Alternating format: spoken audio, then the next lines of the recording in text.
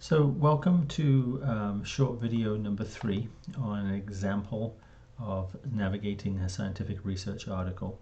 So again, we have open the paper by Moore, and we also have open an example worksheet of reviewing this particular scientific paper.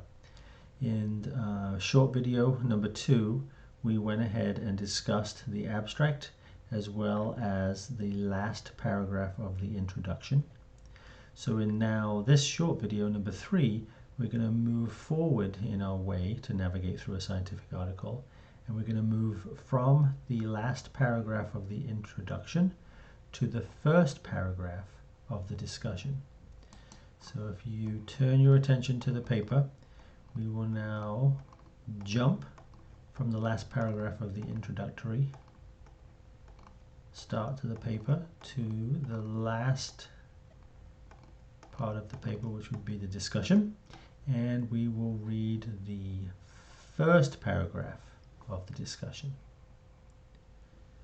So if you go ahead and spend a couple of minutes and read the first paragraph of the discussion.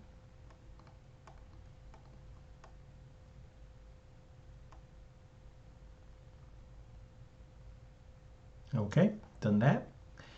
So if you move over to the example worksheet, I went ahead and asked you some questions. So remember that the first paragraph of the discussion should give you the main findings of the whole paper and also reiterate as well the purpose of the paper. So you can question whether they did that and then answer the following questions. What were the main findings of the study? The information located here should directly address the purpose described at the end of the introductory section.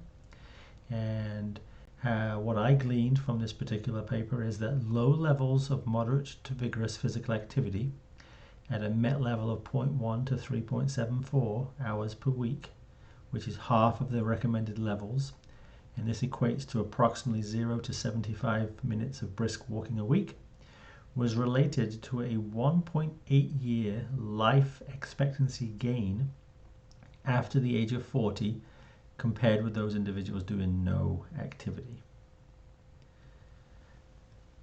At a minimum recommended level of 7.5 to 14.9 MET hours per week, which equates to approximately 150 to 299 minutes a week of brisk walking, that was associated with a 7.4-year gain in life expectancy. At approximately 2 times recommended levels, so now we're up to 15 to 22.4 MET hours per week, or 300 to approximately 450 minutes of brisk walking per week, life expectancy gain was now 4.2 years. This relationship, the physical activity relationship, held true across every BMI category, and low activity and high BMI was associated with a 7.2-year life loss in expectancy. And considering smoking reduces life expectancy by 10 years, it puts physical activity and BMI into a heightened relevance.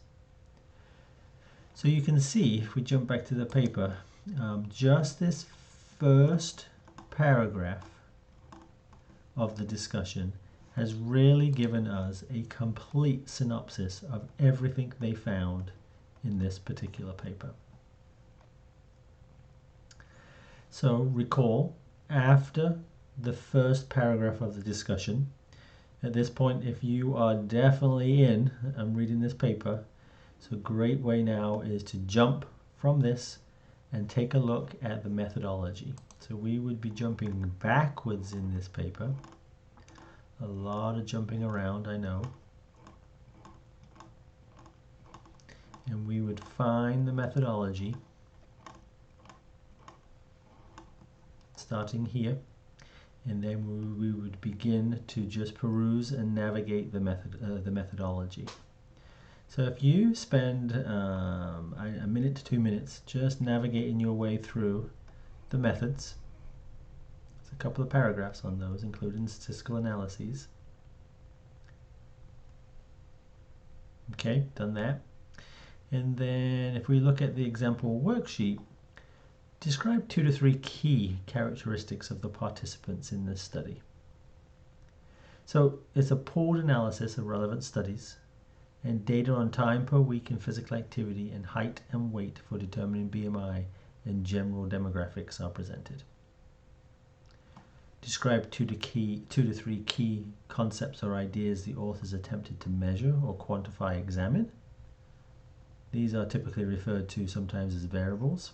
Well, my take on that is that leisure time, moderate to vigorous physical activity was the primary exposure variable, and this included sports, exercising, and recreational walking, but it did not include lifestyle or activities of daily living, such as household activity or transport activity. The baseline demographic data was provided on age, race, ethnicity, education, alcohol consumption, smoking status, height and weight, and other comorbidities. And they were followed until time of death or until the end of the study. So in basic, simple terms, how was the study carried out? And this is typically referred to as, what was the study design, the study procedures? Well, this was a pooled analysis of prospective cohort studies. So now we have a general idea of what has been taking place in the methodology. We have read the key main findings in the first paragraph of the in the discussion, and we've got a good sense of the paper, and that would take us to the end of this short number 3 video in this series. And next we'll move on to part 4.